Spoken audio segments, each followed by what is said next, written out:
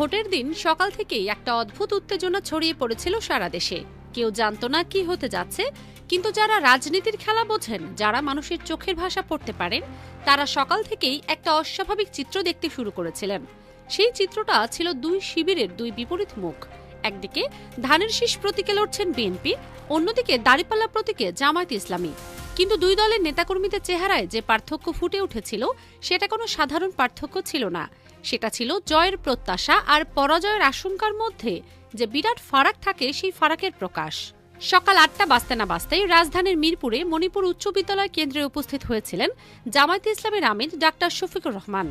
ঢাকা ১৫ আসনে দাঁড়িপাল্লা প্রতীকের প্রার্থী তিনি। ভোট দিয়ে বেরিয়ে এসে সাংবাদিকদের সামনে দাঁড়ালেন। তার মুখে এক অদ্ভুত প্রশান্তি, চোখে কোনো চাপা উৎকণ্ঠা নেই, বরং এমন একটা ভাব যেন তিনি জানেন কি হতে যাচ্ছে, যেন তিনি নিশ্চিত কোনো কিছু সম্পর্কে যা অন্যরা এখনো জানে না। সাংবাদিকদের প্রশ্নের জবাবে তিনি বললেন এমন কথা যা শুনে অনেকের কান খাড়া হয়ে গেল। তিনি বললেন, ভোট সুষ্ঠু নিরপেক্ষ হলে সে রায় তারা মেনে নেবেন এবং অন্যদেরও মানতে হবে। এটাই গণতন্ত্রের সৌন্দর্য। এই কথাটা শুনে যারা রাজনীতি বোঝেন তারা চমকে উঠলেন, কারণ এই কথা বলার মানে হলো তিনি জানেন তারাই জিতছেন এবং অন্যদের সেই রায় মেনে নিতে হবে। এই আত্মবিশ্বাস কোথা থেকে আসছে? এই নিশ্চয়তা কি তিনি পাচ্ছেন ভোট গণনার আগেই? তিনি আরও বললেন, দীর্ঘ ১.৫ যুগ ধরে দেশবাসী ভোটাধিকার থেকে বঞ্চিত ছিল। ২০১৪, ১৮ এবং ২৪ সালে তারা ভোট দেওয়ার সুযোগ পায়নি। ৩টি নির্বাচন থেকে বঞ্চিত হওয়ার পর আল্লাহ তাদের এই সুযোগ দিয়েছেন। বিশেষ করে তরুণ প্রজন্ম, যারা জীবনে একটি ভোটও দিতে পারেনি, তারা এই দিনের জন্য দীর্ঘদিন অপেক্ষা করেছে। সেনাপ্রধানও বলেছেন এই দিনের জন্য তারা অপেক্ষা করছিলেন। জামায়াতে আমির আশা প্রকাশ করলেন এবারের ভোট শান্তিপূর্ণ, সুষ্ঠু, সন্ত্রাসমুক্ত, দখলমুক্ত এবং সবার কাছে গ্রহণযোগ্য হবে। আগামী সরকার প্রসঙ্গে তিনি বললেন, এমন সরকার গঠিত হোক যা কোনো ব্যক্তি, পরিবার বা দলের সরকার হবে না, বরং ১৮ কোটি মানুষের সরকার হবে। তারা সেই সরকার গঠনের ব্যাপারে আশাবাদী। এই কথাগুলো বলার সময় তার কণ্ঠে ছিল এক অদ্ভুত দৃঢ়তা, যেন তিনি শুধু আশা করছেন না, বরং জানেন এটাই হতে যাচ্ছে। এবার দৃশ্যপট বদলে যাক, চলে যায় বিএনপির দিকে। তারেক রহমান ভোট দিয়েছেন, তার পাশে স্ত্রী এবং মেয়ে। ছবি তোলা হচ্ছে, কিন্তু যারা সেই ছবি দেখেছেন তারা একটি জিনিস লক্ষ্য করেছেন, তারেক রহমানের মুখে হাসি নেই। অনেক চেষ্টা করছেন হাসতে, পরিবারের সাথে দাঁড়িয়ে ক্যামেরার সামনে হাসার চেষ্টা করছেন, কিন্তু সেই হাসি আসছে না। চেহারায় এক ধরনের ক্লান্তি, এক ধরনের হতাশার ছাপ স্পষ্ট। লন্ডন থেকে দীর্ঘ প্রবাস জীবন কাটিয়ে দেশে ফিরেছেন। এতদিনের স্বপ্ন, প্রধানমন্ত্রী হবার স্বপ্ন, কিন্তু সেই স্বপ্ন কি পূরণ হতে যাচ্ছে? তার চোখে মুখে সেই প্রশ্নের উত্তর খুঁজে পাওয়া যাচ্ছে না। সকাল গড়িয়ে দুপুর হলো, দুপুর গড়িয়ে বিকাল হতে চলল। এই সময়ের মধ্যে পুরো দেশ থেকে যে খবরগুলো আসতে চলল, সেগুলো বিএনপির জন্য মোটেও সুখকর ছিল না। দেশব্যাপী বিএনপি নেতাকর্মীদের মনোবল ভেঙে পড়তে শুরু করল। সোশ্যাল মিডিয়ায় একটা অদ্ভুত দৃশ্য দেখা গেল। বিএনপি ছাত্রদলের সিনিয়র নেতারা উল্টাপাল্টা পোস্ট করতে শুরু করলেন, গুজব ছড়াতে লাগলেন। কেউ বললেন ভোট চুরি হয়ে গেছে, কেউ বলছেন জামায়াত বোরকা পরে ভোট দিয়েছে, কেউ বলছেন ভোট কিনে নিয়েছে। এসব হাবিজাবি কথা তারা প্রচার করতে লাগলেন। আরও মজার একটা বিষয় দেখা গেল, ছাত্রদলের কিছু সিনিয়র নেতা ২০১৮ সালের পুরনো একটি ভিডিও পোস্ট করলেন। সেই ভিডিওতে দেখা যাচ্ছে জামায়াত যখন ধানের শীষে নির্বাচন করেছিল, তখন তারা ধানের শীষের বিজয় চাইছিল। এই ভিডিও পোস্ট করে তারা বলতে চাইলেন, দেখো, জামায়াত আগে ধানের শীষকে জেতাতে চেয়েছিল, কতটা দেউলিয়া হলে এই কাজ করা যায়। এই ধরনের পোস্ট থেকেই বোঝা যাচ্ছিল বিএনপি কতটা মরিয়া হয়ে পড়েছে। মির্জা আব্বাসের কথা তো না বললেই নয়, তিনি প্রায় পাগল হয়ে গেছেন বলা যায়। বলছেন ওরা তো ভোট নিয়েছে, ওরা তো ভোট কেন্দ্রে ঢুকে পড়েছে রাত ১১টার সময়। এই সব কথা বলে আসলে তিনি কি বোঝাতে চাইছেন? তিনি বোঝাতে চাইছেন যে তাকে হারানো হয়েছে, কিন্তু এভাবে কথা বলার মানে হলো তিনি স্পষ্টভাবে স্বীকার করে নিচ্ছেন যে তিনি জিততে পারছেন না।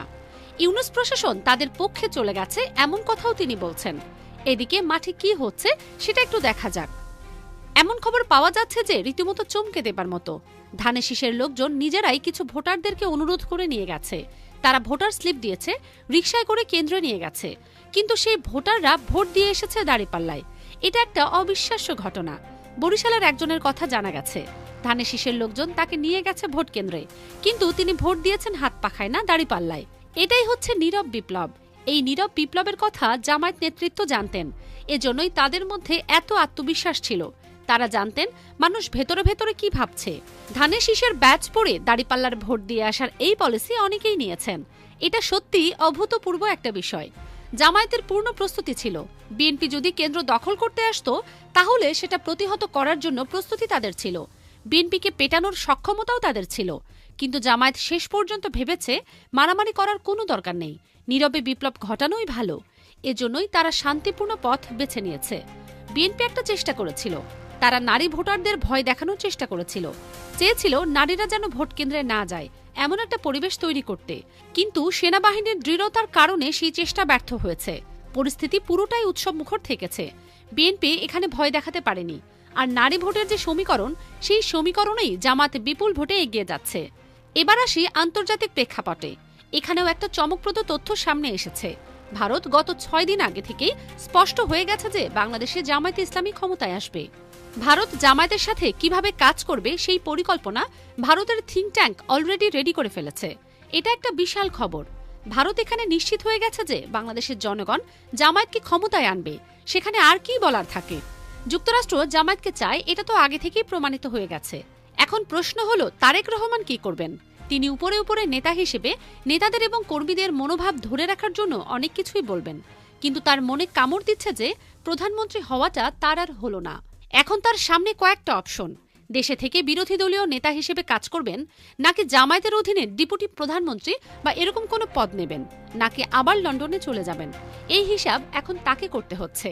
মিডিয়া একটা কু করার চেষ্টা করেছিল জামায়াতের বিরুদ্ধে, কিন্তু রাত 12:30-1টার মধ্যে মিডিয়ার সমস্ত গুজব ডিবাঙ্ক হয়ে গেছে এবং জামায়াত জিতে গেছে। বিচ্ছিন্ন ঘটনা বা কিছু ঘটেছে, প্রত্যেকটা বিএনপি ঘটিয়েছে, এটাও প্রমাণিত হয়েছে। জামায়াতে আমির যখন বিভিন্ন জায়গা ঘুরে এসেছেন তখন তিনি ওভারঅল স্যাটিসফাইড ছিলেন। বিচ্ছিন্ন ঘটনা ঘটলেও সামগ্রিকভাবে তিনি সন্তুষ্ট। এই সন্তুষ্টি প্রমাণ করে যে তারা জিতবেন এবং নির্বাচন ফেয়ার হয়েছে। ফেয়ার নির্বাচনের মধ্য দিয়ে তারা জিতবেন, এটাই তারা বলবেন। আর বিএনপি কোথায় কিভাবে ত্রুটি বিচ্যুতি বের করবে সেটাই এখন দেখার বিষয়। প্রথম দিকে ভাবা হয়েছিল কাছাকাছি ফলাফল হবে, বিএনপি জামায়াত অল্প ব্যবধানে জামায়াত জিতবে। কিন্তু দিনের শেষে দেখা যাচ্ছে জামায়াতের বিজয়টা ব্যাপক হতে পারে। 180 থেকে 190 আসন নিয়ে জামায়াত সরকার গঠন করতে পারে। বাকি অল্প কিছু আসন বিএনপি পাবে, স্বতন্ত্র প্রার্থীরাও কিছু পাবেন। ভোটারদের প্রতি আহ্বান জানিয়ে ডক্টর শফিকুর রহমান বলেছেন, তিনি দেশবাসীর প্রতি আহ্বান জানাচ্ছেন ঘর থেকে বেরিয়ে আসুন, নিজের ভোটাধিকার প্রয়োগ করুন এবং রাষ্ট্র গঠনের গর্বিত অংশীদার হন। অথচ তারেক রহমান বিএনপি এখন পর্যন্ত এরকম ফলাফল মেনে নেওয়া হবে অথবা আপনারাও মেনে নিন নির্বাচন সুষ্ঠু হবে, ভয়ের কিছু নেই, এটা বলতে পারছেন না। ভোটের দিন শুরুতে এবং মাঝপথে পুরো বিএনপি হতাশ হয়ে পড়েছে। অন্যদিকে জামায়াতে ইসলামের আমির এবং পুরো জামায়াত আত্মবিশ্বাসী এবং কনফিডেন্ট। জামায়াতের নেতৃবৃন্দ ভোট দিয়েছেন, তাদের বডি ল্যাঙ্গুয়েজ দেখলেই বোঝা যায় সবার মধ্যে একটা বিজয়ী ভাব আছে। তারা ভেরি কনফিডেন্ট, কারণ এখানে জামায়াতের অ্যাডভান্টেজ হচ্ছে এই নীরব বিপ্লব। বিএনপি বিকাল থেকে কিংবা সন্ধ্যার পর থেকে নির্বাচনের বিরুদ্ধে নানা কথাবার্তা বলা শুরু করতে পারে। এই ভালো হয়নি, অমুক হয়নি, তমুক হয়নি, কিন্তু দিন শেষে ফলাফল মেনে নিতে বিএনপি বাধ্য হবে। বিএনপি যারা জিতবে তারা পার্লামেন্টে আসবে, তারা শপথ নেবে, এটাই reality. Doctor Shafiqur Rahman is going to be next prime minister of Bangladesh. এটা এখন স্পষ্ট দেখা যাচ্ছে। সারা দেশে এক নীরব বিপ্লব ঘটে গেছে। একটা অবিস্মরণীয় ফলাফলের জন্য সবাই অপেক্ষা করছে। মাঝপথেই এটা বোঝা যাচ্ছে কি হতে যাচ্ছে। যারা এখনো ভোট দেননি তারা ভোট দিন। আপনি যদি এখনো সিদ্ধান্ত নিয়ে থাকেন ধানের শীষে ভোট দেবেন, কিন্তু মনে করছেন তারা জিততে পারবে না, তাহলে শেষ মুহূর্তে সিদ্ধান্ত পরিবর্তন করে দাঁড়িপাল্লায় ভোট দিন। কারণ ধানের শীষের পরাজয়ের আলামত সকাল থেকে স্পষ্ট। বডি ল্যাঙ্গুয়েজ সব দিক থেকে বলছে জামায়াত জিতবে। এটা এখন আর কোনো অনুমান নয়, এটা প্রায় নিশ্চিত। বিএনপির সেকেন্ড হওয়াটাই এখন তাদের জন্য বাস্তবসম্মত লক্ষ্য হওয়া উচিত। তবে সেটাও কতটা সম্ভব হবে সেটাই দেখার বিষয়। বিএনপির কোনো গতি নেই এখন, আর জামায়াত এগিয়ে যাচ্ছে তাদের লক্ষ্যের দিকে, একটা নতুন বাংলাদেশ গড়ার স্বপ্ন নিয়ে।